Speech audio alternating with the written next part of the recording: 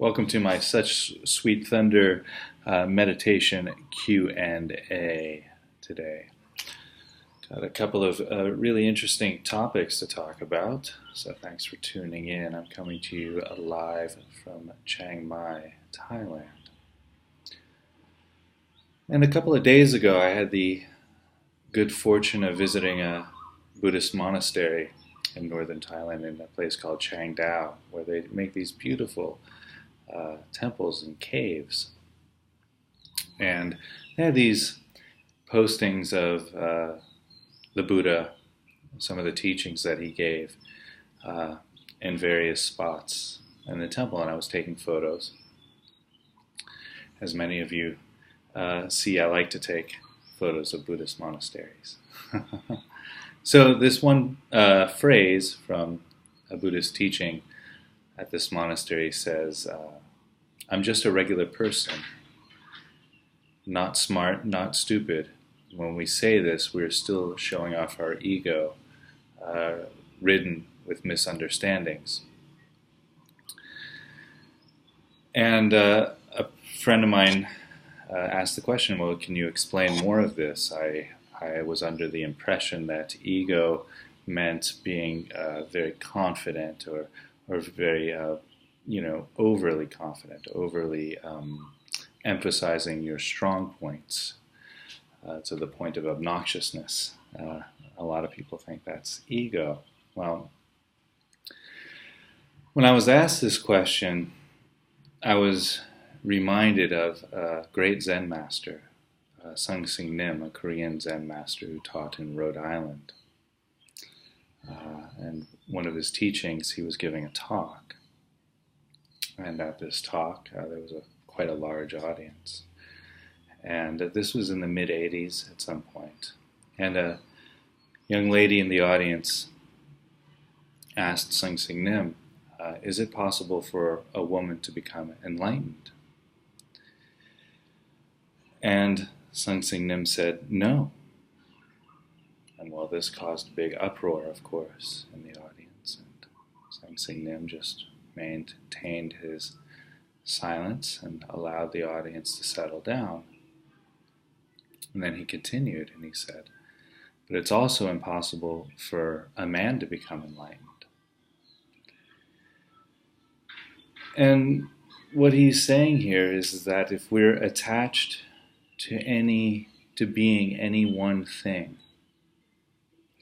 if we're attached to identification at all, to our gender, man or woman, to being a not smart person, a not stupid person, to being just a regular person.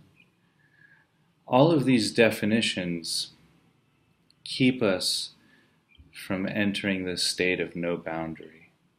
You see, these definitions erect this wall between ourselves and others. And then we spend a lot of energy defending these walls. When a person is awake, there's no more man. When a person is awake, there's no more woman. So therefore, it is impossible for a man to become enlightened. It's impossible for a woman to become enlightened. It's impossible for a Buddhist to become enlightened. It's impossible for a Christian to become enlightened. It's impossible for a Republican or a Democrat to become enlightened, because these are all identifications that we attach ourselves to. And in fact, enlightenment is impossible, because that too is an identification. When we're truly awake, there's no enlightenment. There's no man or woman. There's no this or that. There's just experience that arises moment to moment. Now, to live life like that is rather challenging, I know. We constantly enter into identifications when we meet other people, other situations. But I think we do that mostly out of habit. And perhaps it's possible for that habit to change. We can rest in the experience of meeting other people, not to see them or label them in any one particular way, not to see ourselves or label ourselves in any one particular way. Then we can meet ourselves and each other's as the spirit that we truly are. So bringing it back to this phrase, when we say, I'm just a regular person, not smart, not stupid, we are still showing off our ego ridden with misunderstandings. That's true. We're still labeling ourselves regular person as opposed to not smart, not stupid. We're still identified. And that's our ego, that's our self ridden with misunderstandings. Now, that's a good segue to the next question that I got. This is rather appropriate actually, because I think the State of the Union speech is happening right now. So this is a bit of a politically charged question that was raised.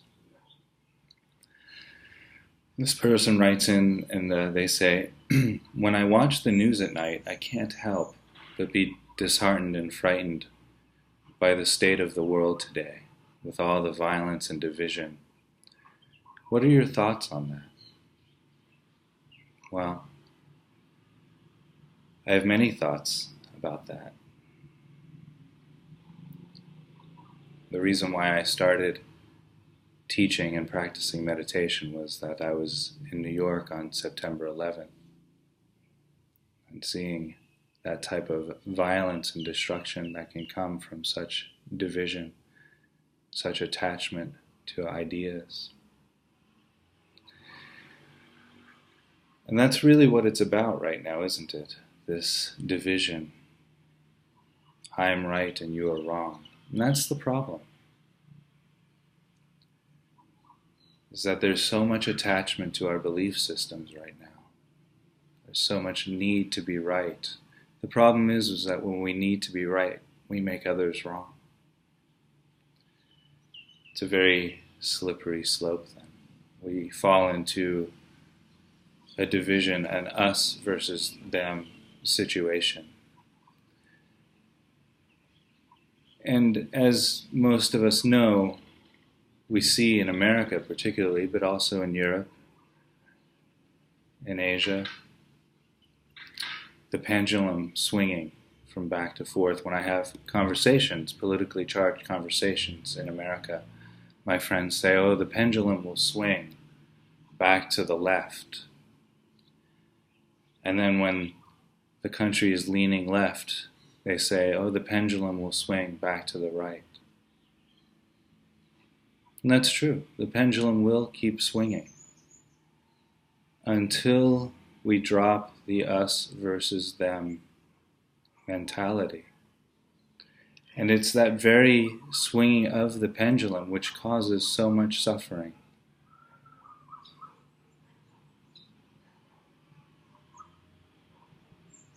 So what really needs to happen is we need to heal. We need to come together as a people.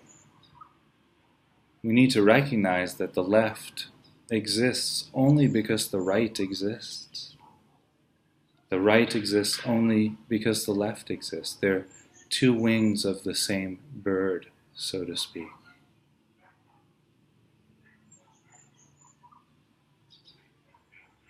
And how do we do that? Well, there are a couple of ways. First, in the silence of meditation, we learn that we ourselves are spirit. We ourselves are not our belief systems. We're not. We can't be defined by what we believe. We're much more than that. We're much greater than that. We recognize that we're not our gender, as I mentioned in the first topic. We're not our beliefs. We're not our ideas. And once we see that in ourselves, we start to see it in others. We start to see the light of spirit shining through each other's eyes. We can fall in love with that spirit because we recognize that it's ourself shining through the other person's eyes. We can look at people who have the different political ideologies than we have, and we recognize that's just God looking back at us. That's just God in drag. And we're just God in drag looking back at them. Now that doesn't mean we stop moving for social justice. We can still move towards the light, of course. We have to. That's how mankind evolves. We have to keep moving for social justice. But if we can recognize the spirit in others, regardless of a belief system, then we can move towards social justice without the ego at stake. You see, when people attack our belief systems, when people oppose our belief systems, we ourselves feel that we're being attacked. That means we're identified with that belief system. But we can put that identification down. Say, that's not who we are, but this is what we believe. There's a difference there. That's not who they are. That's what they believe in. There's a difference there. The spirit is not identified with the belief any longer. And we can move forward together for social justice, to help people get the rights that they need to live a life without suffering. It's very important. But if we continue to fight each other for social justice, fight, go to the street, march, take to arms, there's so much ego there. There's so much attachment to that motion that the pendulum swings one direction and it stays there for 4 years, 8 years, however long, and then it swings back. Each time that pendulum swings, there's suffering, more suffering, more suffering. We won't alleviate this suffering until we stop the pendulum, until we come together as humanity, recognizing that there's no me and you, there's no us versus them, there's just we. There's just we. That's all.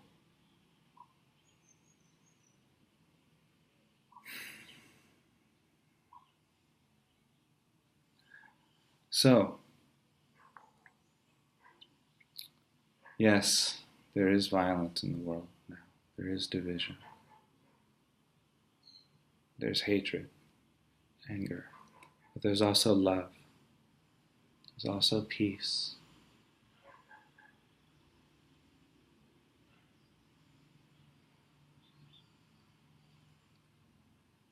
And so,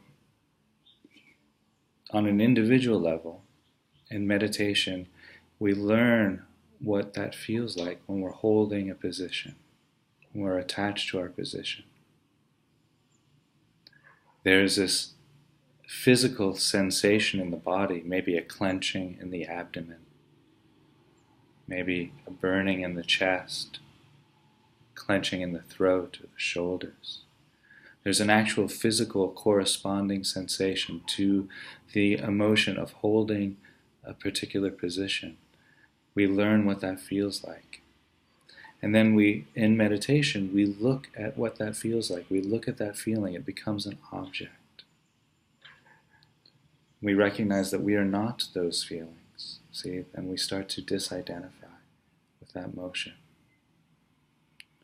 Then we also learn what it feels like in our heart, in our mind, to hold this position. Usually it comes up in a story like, I must have this, I can't have that, or it must be this way, it can't be that way. Any type of story that sounds like that means we're attached to a belief system, we're identified. That's not bad, that's the human condition, we all do it. But we just need to see, that's what we're doing. And that which sees the insanity is the sanity. That's the rising of sanity. So we learn what this ego feels like in the body. We learn what this ego feels like in the heart and the mind. And in that process, we step outside of it. We free ourselves from it. And then we recognize, wow, I was really attached to that. Oh my goodness, how could I have bought into that so firmly? And then our spirit shines through our eyes and our body and our actions. Then we can go and move forward for social justice. But now we move forward with this grace, with this peace, with this love. There's no more ego involved. We can embrace others. We can look at others and see, oh, wow, they're so identified. Oh, the suffering. These people are hurting because they're so identified with their ideas. They're so attached. And each time an opposing idea comes out in the news or in a political speech or in a friend's conversation, they feel attacked. Oh, it's a horrible way to live life.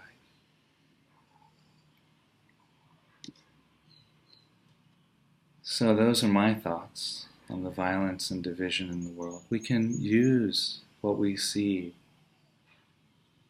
in meditation. We can learn and learn our attachments, learn where we're stuck, transcend that, and then help others come together so we can stop the pendulum swinging back and forth, finally come together as one human race. Ooh, that was a good one.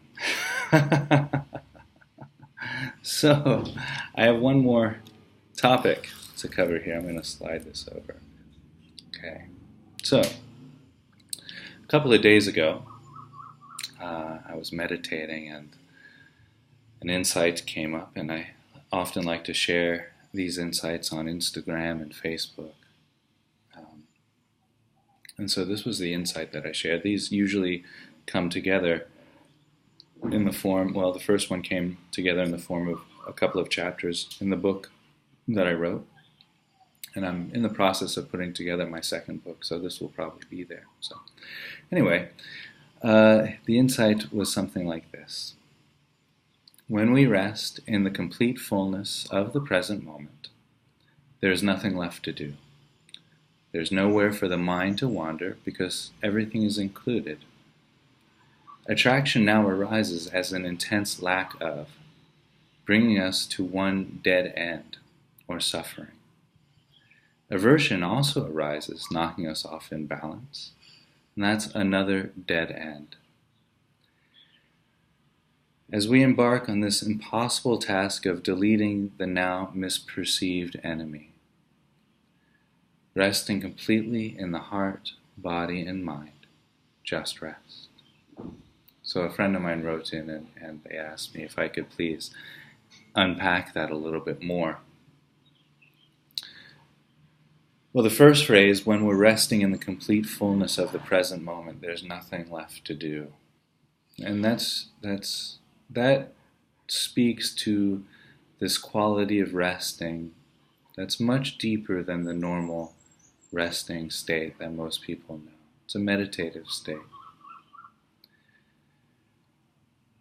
So when you're resting in the complete fullness of the present moment, there's nothing left to do. There's nowhere to go after that. There's nothing that can oppose you, because as soon as opposition arises, you rest in that as well. As soon as aversion or attraction arises, you move into the aversion and rest. You move into the attraction and rest. You see, it's impossible to hold an attraction and be at rest at the same time. So attraction arises in the resting mind. There's nothing wrong there. You just allow the attraction to arise and pass through. You feel what it feels like to be attracted, the sensations in the body, mind, and heart. But you remain at rest. You don't need to grasp at the object of attraction any longer. So attraction arises and passes through. It's not a problem. Also aversion. Sometimes this pinch of, ooh, I wish that was not in my environment, or I wish this was not in my mind. I wish that thought didn't come up. I wish my body was not itchy or achy. Whatever the aversion is, we move into that aversion and rest. Just rest, right there. And so aversion is allowed to arise and pass through the resting mind. And then it subsides, it goes away. It just comes, it has that arc. So we don't need to embark on the impossible task of deleting the now misperceived enemy, as I wrote. Now what that's pointing at is the idea that, well, the concept of enemy is really ourself. There's no enemy out there. Enemy is just the emotions that we can't experience ourselves, the feelings that we can't ourselves experience, or that we don't want to experience, the discomfort. Maybe this discomfort arises when we encounter another human being, when we encounter a particular situation, maybe we lose our job, maybe a person that's close to us leaves us or dies. These are all enemies, but that's a misperception. Enemy arises when we are trying to push a feeling, an emotion away. That creates that experience of us versus them, which leads to suffering. Now, as we rest, this resting can be cultivated through a healthy meditation practice. It's something that I teach.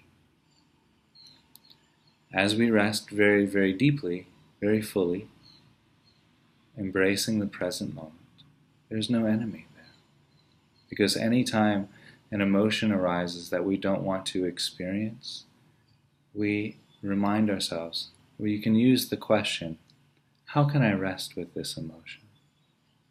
How can I rest with this feeling? Many people that I work with on one-on-one sessions, they bring that question with them around in their life, and I do too, and I find that's very helpful. If I'm walking down the street and there's a chainsaw or a jackhammer doing construction, how can I rest with this sound?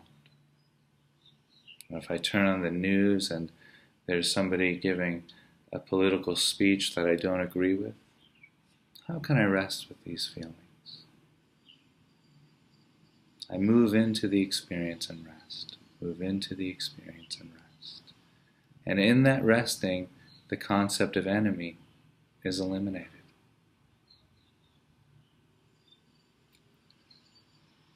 So thank you very much, those of you who have tuned in to my Facebook Live. I think I have successfully recorded this one, and I'm hoping to put it up on my website and so forth. For those of you who don't know, my website is www.suchsweetthunder.org. I'm going to be joining the Celebrity Millennium, where I'll be teaching mindfulness meditation and giving presentations on the history and life of the Buddha, the teachings of the Buddha. We're doing that until May 10th. So if you find yourself wanting to cruise in Asia, it's a great place to come and hear me talk, do some meditating. I'm also going to be running retreats and programs in northern Thailand, May 15th to October 20th, at a center called the New Life Foundation in Chiang Rai. I'll be giving, I think, 3, maybe 4 week-long silent retreats and doing other programs there as well. So if you find yourself desiring the need to travel to Thailand, come on up, get some Zen on with me. We'll be there doing some meditating. I also offer one-on-one meditation sessions. You can message me here on Facebook if you're interested in that. I also have my book available on the website. And that's all I think I have to offer today. Thanks again. If you do have any questions, comments, please send them over. I'm trying to do these Facebook Lives probably once a week, maybe once every other week. We'll see how that goes. But anyway, message me here with a question or comment, and I'll address them live on the air, just like I did today. And I hope you all enjoyed. I hope many will benefit from this offering. Thank you.